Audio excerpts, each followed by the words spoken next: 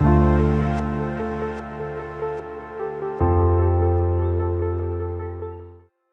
ng sili, capsicum fruit essence. Ang mga benepisyo sa kalusugan ng capsicum ay tumutulong sa pag-alis ng mga carcinogens sa katawan at pag-regulate ng metabolismo ng katawan bilang mga pangunahing benepisyo ng capsicum. Ito ay isang masustansyang prutas na gulay, berde at hugis, paminta kahit na mas bulok. Ang gulay na ito ay karaniwang sangkap para sa pampalasa ng pagkain bilang pampalasa o bilang isang salad. Ang capsicum ay puno ng vitamins tulad ng vitamin A at C. Ito ay mayaman din sa vitamin A. Ang bitamina A ay kapaki-pakinabang para sa pagpapabuti ng iyong paningin lalo na sa gabi. Ang beta-carotene na matatagpuan din sa mga carrot ay kapaki-pakinabang para sa isang malusog na retina. Ang bitamina C o ascorbic acid ay kapaki-pakinabang para sa isang malusog na balat pati na rin ang pag-iwas sa mga sakit tulad ng scurvy.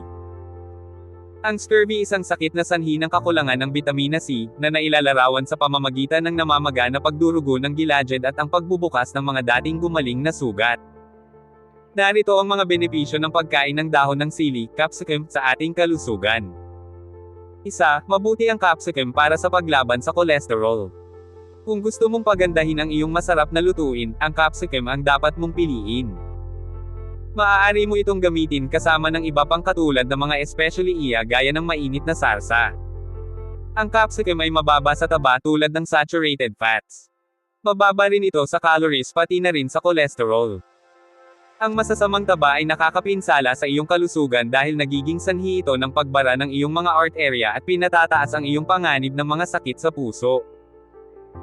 Ang mataas na calorie ay maaaring magdulot sa iyo na tumaba at ito ay maaaring magdulot ng iyong panganib na magkaroon ng mataas na presyon ng dugo dahil sa pagtaas ng asukal sa dugo. Katulad nito, ang cholesterol ay produkto ng masasamang taba. Ito ay idineposito bilang plaka sa mga arterial wall at nagiging sanhi ng mga problema sa puso. 2. Pinapabuti ng capsicum ang metabolismo ng katawan. Ang capsicum ay nagpapabuti sa metabolismo ng katawan ay apektado. Nakakatulong ito upang mabawasan ang triglyceride na responsable sa pag-iimbak ng mga taba sa dugo.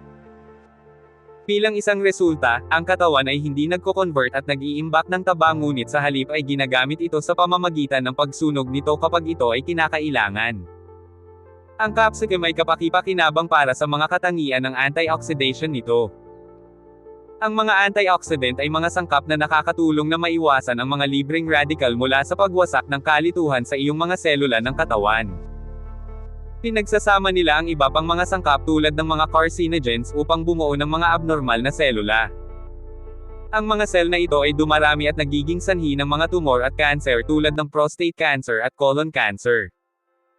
Ang mga libreng radical ay humahantong din sa pagkasira ng cellular wall at pagkasira ng mga daluyan ng dugo. 3. Ang capsicum ay nakakatanggal ng sakit.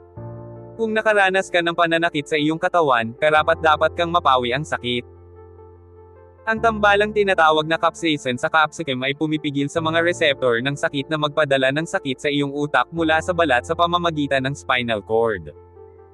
Para sa mga taong may nakakapanghinang neurological disorder tulad ng neuralgia, maaaring ito ang pagkain na makakain. Ang neuralgia ay nauugnay sa sakit pagkatapos ng operasyon na nararanasan ng mga tao pagkatapos ng isang malaking operasyon. May kaugnayan din ito sa kondisyong sanhi ng herpes zoster. 4. Tumutulong ang capsicum na labanan ang kanser. Kung determinado kang labanan ng kanser, kailangan mong magsimula sa capsaicin, ang tambalang matatagpuan sa capsicum. Ang capsaicin ay pinaniniwalaan na humahadlang sa mga carcinogens mula sa pagbubuklod sa DNA ng katawan. Sa ganitong paraan, nagbibigay ito ng pader ng proteksyon laban sa mapangwasak na epekto ng kanser. 5. Ang capsicum fight embolism, dahilan ng mga namuong dugo sa mga daluyan ng dugo. Bilang karagdagan, ang capsicum ay kapaki-pakinabang sa pagpigil sa pamumuo ng dugo. Hindi ito ang pamumuo na kailangan kapag dumudugo ka kundi ang namumuong dugo sa loob ng mga daluyan ng dugo. Delikado ang mga clots lalo na kung makarating sa utak. Tumutulong ang capsaicin sa pag-dissolve ng mga clots. 6. Capsicum combat food bacteria. Nakakatulong din ang capsaicin na labanan ang bakterya na makikita sa ilan sa mga pagkaing kinakain natin tulad ng isda. Pinapatay nito ang naturang foodborne bacteria, na ginagawang ligtas ang pagkain para sa iyong katawan kaya hindi ka dumaranas ng food poisoning.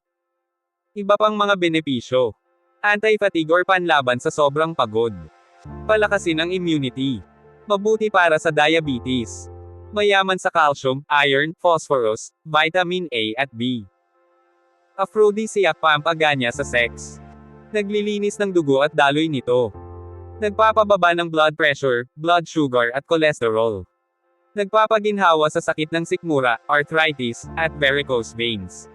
Nagpapaginhawa ng paghinga, asthma, ubo, sipon. Kaya't ugaliin nating ang pagkain ng dahon ng sili upang mapanatili nating malusog at maayos ang ating kalusugan.